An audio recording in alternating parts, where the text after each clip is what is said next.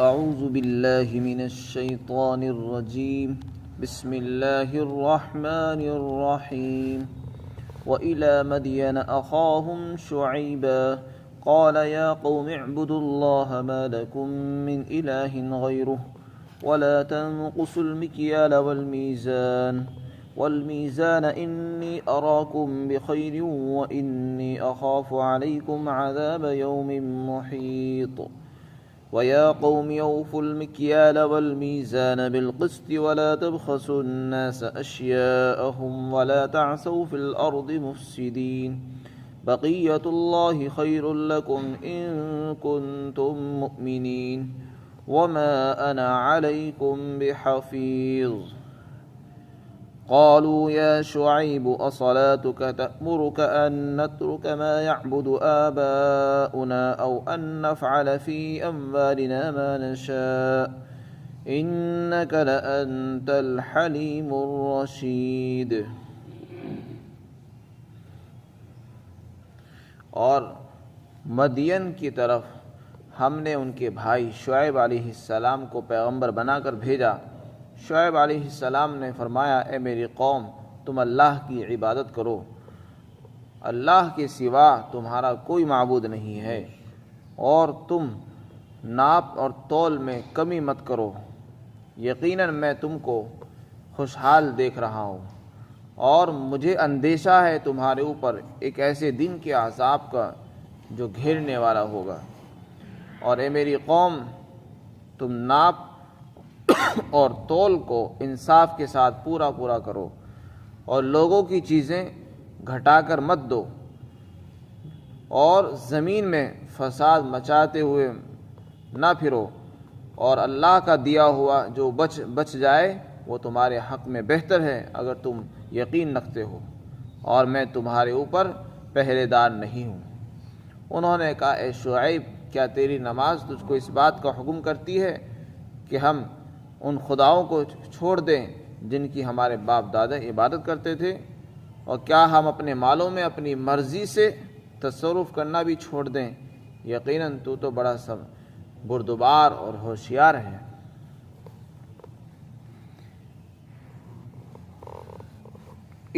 ان آیات میں اللہ رب العزت نے حضرت شعیب علیہ السلام اور ان کی قوم کا ذکر فرمایا ہے۔ شعیب علیہ السلام مشہور پیغمبر ہیں۔ اللہ نے ان کو مدین اور ایکا کی طرف، اصحاب الایکا کی طرف مبعوث فرمایا تھا۔ دو بستیوں کی طرف یہ بھیجے گئے تھے، جن میں سے ایک بستی جس کا نام تھا مدین اور دوسری ہے ایکا، جس کا ذکر دوسری آیات میں آیا ہے۔ تو مدین کا جو علاقہ ہے وہ بڑا سرسبز و شاداب، بڑا زرخیز علاقہ تھا، خوشحال علاقہ تھا۔ یہاں کے جو لوگ تھے وہ بت پرست، اللہ کے حقوق کو بھی ضائع کرنے والے تھے، اور بندوں کا حق بھی ضائع فرماتے تھے۔ بندوں کا حق کیسے ضائع کرتے تھے؟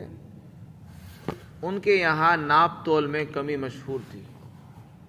جب کسی کو کوئی سامان دیتے ناپ کر یا تول کر تو اس میں ڈنڈی مارتے تھے اور کم کر دیا کرتے تھے۔ اور ان کی قوم کے بہت سے لوگ چوراہوں پر بیٹھ جایا کرتے تھے اور وہاں لوگوں سے ناجائز ٹیکس وصول کیا کرتے تھے۔ تو یہ مظالم ان کی طرف سے جاری تھے۔ ایک تو اللہ کے ساتھ کسی کو شریک کرنا یہ بڑا ظلم ہے، اور پھر دوسرے بندوں کے حقوق کو ضائع کرنا اور ان کے حقوق ادا نہ کرنا یہ بھی دوسرا ظلم۔ اللہ تعالیٰ نے ان کی ہدایت اور رہنمائی کے لیے حضرت شعیب علیہ السلام کو پیغمبر بنا کر بھیجا۔ حضرت شعیب علیہ السلام نے جو سب سے پہلی دعوت دی وہ توحید کی دعوت تھی، اور ان کو ایک اللہ کی طرف بلایا کہ دیکھو ایک اللہ کو معبود مان لو، اور اس کے سوا تمہارا کوئی خدا کوئی رب نہیں ہے، اسی کی عبادت کرو۔ ایک دعوت تو یہ دی۔ دوسری دعوت یہ دی کہ ناپنے میں اور تولنے میں کمی مت کرو، جس کا جو حق تمہارے ذمے ہے اس کو پورا ادا کرو، اس کو کم دینا اور ناپنے میں تولنے میں کمی کرنا یہ ظلم ہے۔ اور پھر ساتھ ہی ساتھ ان کو یہ بھی یاد دلایا کہ دیکھو میں تمہیں خوشحال دیکھ رہا ہوں۔ خوشحالی کا ذکر اس لیے فرمایا کہ خوشحال ہونے کے باوجود ایسی حرکت کرنا یہ کسی طرح مناسب نہیں ہے۔ ایک آدمی بالکل غریب ہے اور وہی حرکتیں کرے، ویسے تو جائز اس کے لیے بھی نہیں ہے، لیکن وہ کسی حد تک یہ بہانہ کر سکتا ہے میرے پاس یہ نہیں تھا اس لیے میں نے دوسرا طریقہ اختیار کیا. لیکن اللہ نے تمہیں خوشحال بنایا ہے، ہر چیز عطا فرمائی ہے، اور سب کچھ ہونے کے باوجود پھر تم ڈنڈی مارتے ہو. اور دوسری وجہ یہ بتائی خوشحالی کا ذکر کرنے کی کہ جب اللہ نے اتنا سب کچھ تمہیں عطا فرمایا تو تمہیں اللہ کا شکر کرنا چاہیے، اس کے حکموں پر چلنا چاہیے تھا، نہ کہ اس کی نافرمانی کرنی چاہیے. تم اللہ کا حکم چھوڑ کر لوگوں کے حقوق کو ضائع کر رہے ہو. اسی طرح حضرت شعیب علیہ السلام نے یہ بھی فرمایا کہ دیکھو مجھے اندیشہ اور ڈر ہے اور خطرہ ہے کہ کہیں تمہارے اوپر ایک ایسے دن کا عذاب نہ پڑے جو گھیرنے والا ہوگا. وہ جو عذاب ہوگا وہ انتہائی سخت ہوگا اور پوری قوم کو گھیر لے گا. اس لیے اپنی ان حرکتوں سے، ان بدعمالیوں سے باز آ جاؤ، ورنہ مجھے ڈر یہ ہے کہ تمہارے اوپر ایک عذاب آ جائے گا. حضرت شعیب علیہ السلام نے ان کو اور بھی نصیحتیں فرمائی کہ دیکھو ناپ تول میں انصاف کے ساتھ کام لو، انصاف سے ناپو، انصاف سے پورا ناپو، کمی نہ کرو. زیادہ ہو جائے وہ اچھی بات ہے، تمہاری طرف سے وہ عدل اور انصاف سے اوپر جو ہے سخاوت ہوگی، لیکن کمی نہیں کرنی چاہیے. آگے خود فرمایا اور لوگوں کی چیزوں کو گھٹا کر مت دو. وَلَا تَعْثَوْا فِي الْأَرْضِ مُفْسِدِينَ، اور زمین میں فساد مچاتے ہوئے مت پھرو. فساد سے اس لیے تعبیر کیا ہے اس کو کیونکہ جب قوم کے اندر بگاڑ آتا ہے اور خرید و فروخت کرنے والے تاجر اور سوداگر جب لوگوں کو ان کا حق پورا نہیں دیں گے تو ظلم عام ہو جائے گا، اور اسی کا نام فساد ہے. اور ظلم سے بڑھ کر فساد اور کیا ہوگا؟ پوری دنیا کے اندر فساد اسی لیے آیا ہوا ہے کیونکہ لوگوں کو ان کی چیزیں پوری نہیں مل پا رہی ہیں، لوگوں کو ان کے حقوق نہیں ملتے ہیں، اس لیے فساد دنیا میں پھیلتا ہے. تو اس لیے اللہ تعالیٰ نے منع فرمایا کہ ایسا مت کرو. اور پھر ان کو یہ بھی سمجھایا کہ دیکھو اللہ نے تمہیں جو کچھ عطا فرمایا ہے حلال، تم جو اپنی محنت سے کماتے وہ حلال روزی ہے، وہ جو تمہارے پاس بچی رہتی ہے دوسروں کا حق دینے کے بعد وہ حلال ہے، وہ بہتر ہے تمہارے لیے.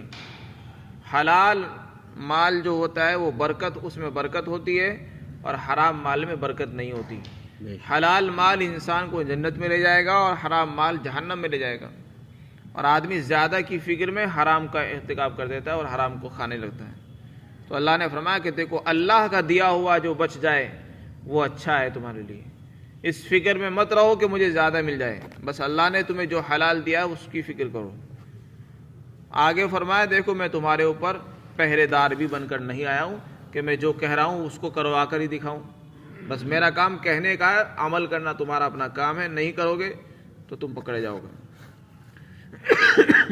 ان کی قوم نے کوئی بات نہیں مانی، نہ ہی اللہ کی عبادت کو اختیار کیا اور نہ ہی معاملات درست کیے، بلکہ بے تکے جوابات دینے لگے اور کہنے لگے اے شعیب کیا تیری نماز تجھے اس بات کا حکم دیتی ہے کہ ہم اپنے خداؤں کو چھوڑ دیں؟ جن خداؤں کی عبادت ہمارے باپ دادے اور ہمارے دادا پردادا کرتے آئے تھے، کیا ہم ان کو چھوڑ بیٹھیں؟ یہی حکم دیتی نماز؟ تیری نماز بھی عجیب ہے کہ ہمیں ہمارے خداؤں سے دور کرنا چاہتی ہے اور چھڑانا چاہتی ہے. اور کیا تیری نماز اس بات کا حکم دیتی ہے کہ ہم اپنے مال میں، اپنی چیزوں میں، اپنے سامان میں اپنی مرضی سے تصرف ہی نہ کریں؟ جس طرح تم کہو اس طرح ہم چلیں اپنے مالوں کے اندر. یہ کہاں کی عقل مندی ہے؟ یہی اسی طرح کی بات آج کے زمانے کے لوگ بھی کہتے ہیں. جب ان کو سمجھایا جاتا ہے کہ سود مت لو، حرام مال مت کھاؤ، سود نہ لو نہ دو، رشوت نہ لو رشوت نہ دو، تو وہ یہ کہتے ہیں ہمارا مال ہماری مرضی، ہم جس طرح چاہیں اس کو خرچ کریں، جس طرح چاہیں اس کو کمائیں، جس طرح چاہیں لوگوں پر خرچ کریں. اولاً تو یہ کہنا کہ یہ ہمارا مال ہے اور ہماری مرضی یہی غلط ہے. یہ دھوکہ ہے انسان کا، یہ میرا مال ہے. مال تو ہمارا ہے ہی نہیں. اور جو یہ کہتا ہے کہ میرا مال ہے وہ اس کی جان بھی خود اپنی نہیں ہے، اللہ کی دی ہوئی ہے. انسان کا جسم وہ بھی اپنا نہیں ہے، مال بھی اپنا نہیں ہے. پھر یہ کیسے کہہ سکتے کہ ہمارا اپنا ہے؟ حقیقت تو یہ ہے اصل مالک اللہ ہے ہر چیز کا. مال ہو جان ہو، ہر چیز کا مالک اللہ ہے. وہ تو اس کا کرم ہے کہ اس نے ہمیں کچھ وقت کے لیے مال کا مالک بنا دیا ہے. لیکن مرضی اسی کی چلے گی۔ اصل مالک اللہ ہے، وہ جب چاہے جو چاہے حکم نافذ کر سکتا ہے، لہذا ہمیں تو اسی کی مرضی کے مطابق چلنا ہوگا، اسی میں ہماری کامیابی ہے۔ وہ جس سے منع کرے اس سے بچنا پڑے گا، جس کا حکم دے اس کو کرنا ہوگا۔ اور جو یہ کہے کہ ہمارا مال اور ہماری مرضی، ہم اپنی مرضی سے جو چاہے کریں، جس طرح چاہے کمائیں، جس طرح چاہے کھائیں، یہ کہنا غلط ہے۔ اللہ کا دیا ہوا مال ہے اور اس نے کچھ وقت کے لیے ہمیں مالک بنا دیا ہے۔ جب قیامت قائم ہوگی سب کچھ اللہ کی ملکیت میں ہو جائے گا، اور اصل جو مالک ہے وہی، اسی کی طرف ہر چیز لوٹ جائے گی۔ لمن الملک اليوم للہ الواحد القہار اعلان ہوگا۔ آج کس کی بادشاہت ہے؟ جو لوگ غرور کے اندر گھمنڈ میں کہا کرتے تھے میرا ملک، میں بادشاہ، میرا ملک، میری حکومت، میری بادشاہت، وہ کہاں ہیں وہ لوگ؟ جو سارے مردہ پڑے ہوئے ہوں گے، اس دن اعلان ہوگا۔ آج بتاؤ کون ہے جو اپنے آپ کو بادشاہ بتایا کرتا تھا، جن کو غرور تھا، گھمنڈ تھا کہ میں ہوں میں ہوں؟ اللہ تعالیٰ فرمائیں گے کس کا ملک ہے آج بتاؤ، لیکن کوئی جواب نہیں ہوگا۔ تو اللہ تعالیٰ فرمائیں گے للہ الواحد القہار، یہ تو سب کچھ اللہ کا ہے، اس اللہ کا ہے جو قہار ہے، جو اکیلا ہے، کسی اور کا نہیں ہے۔ تو خیر ان کی قوم نے بے تک یہ جوابات دیے ہیں۔ ایک تو یہ کہا کہ کیسی نماز ہے کہ ہمارے مال میں ہماری مرضی سے تصرف کرنے کو منع کرتی ہے، یہ کون سا انصاف ہوا؟ تم بڑے سمجھدار معلوم ہوتے ہو۔ اس طرح کی باتیں انہوں نے کہی ہیں۔ اسی کو یہاں پر اللہ تعالیٰ نے ذکر فرمایا ہے۔ علماء نے لکھا ہے کہ ناپ تول میں کمی کرنے سے منع فرمایا ہے۔ ناپ تول میں کمی کرنے کا مطلب یہ ہے کہ آپ کے ذمے جس کا جو حق ہے اس کو آپ کو ادا کرنا ضروری ہے، پورا پورا دینا پڑے گا۔ اسی طرح علماء نے لکھا ہے کہ اگر آپ نے کسی سے کوئی معاہدہ کیا ہے، کسی کمپنی سے، کسی ادارے سے، کسی اور شخص سے، اور آپ کا معاہدہ ہے کہ ہم آپ کو اتنا وقت دیں گے اور یہ کام کریں گے، اور اس کے بدلے میں آپ ہمیں اتنے رقم دیں گے، تو یہ اس وقت کو پورا پورا دینا یہ بھی انصاف کا تقاضا ہے۔ جس نے وقت کا معاہدہ ہوا ہے اتنا وقت دینا لازم اور ضروری ہے۔ وقت میں کٹوتی کرنا اور کمی کرنا یہ بھی تطفیف کے اندر داخل ہے، ناپ تول میں کمی کرنے میں داخل ہوتا ہے۔ یا وقت تو پورا دے آدمی اور کام پورا نہ کرے، دو طریقے سے انسان کٹوتی کرتا ہے۔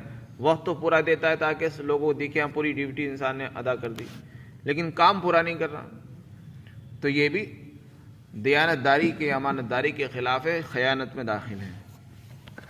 اللہ تعالیٰ فرماتے اور مدین کی طرف ہم نے ان کے بھائی شعیب علیہ السلام کو پیغمبر بنا کر بھیجا۔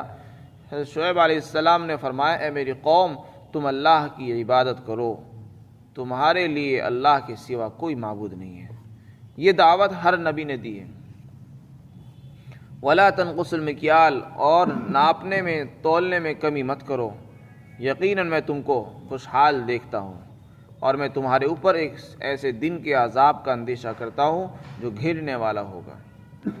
اور اے قوم اوفوا المکیال، ناپ اور تول کو انصاف کے ساتھ پورا کرو، اور لوگوں کو ان کی چیزیں گھٹا کر مت دو، اور زمین میں فساد پھیلاتے ہوئے مت پھرو، اور اللہ کا دیا ہوا جو بچ جائے وہ تمہارے حق میں بہتر ہے اگر تم ایمان رکھتے ہو، اور دیکھو میں تمہارے اوپر پہرے دار نہیں ہوں۔ انہوں نے جواب دیا شعیب، کیا تیری نماز تجھ کو اس بات کا حکم دیتی ہے کہ ہم ان خداؤں کو چھوڑ دیں جن کی ہمارے باپ دادا عبادت کرتے تھے، اور کیا ہم اپنے مالوں میں اپنی مرضی سے تصرف کرنا بھی چھوڑ دیں؟ یقیناً تو بڑا ہوشیار ہے اور بڑا بردبار معلوم ہوتا ہے۔ اللہ تعالی ہم سب کو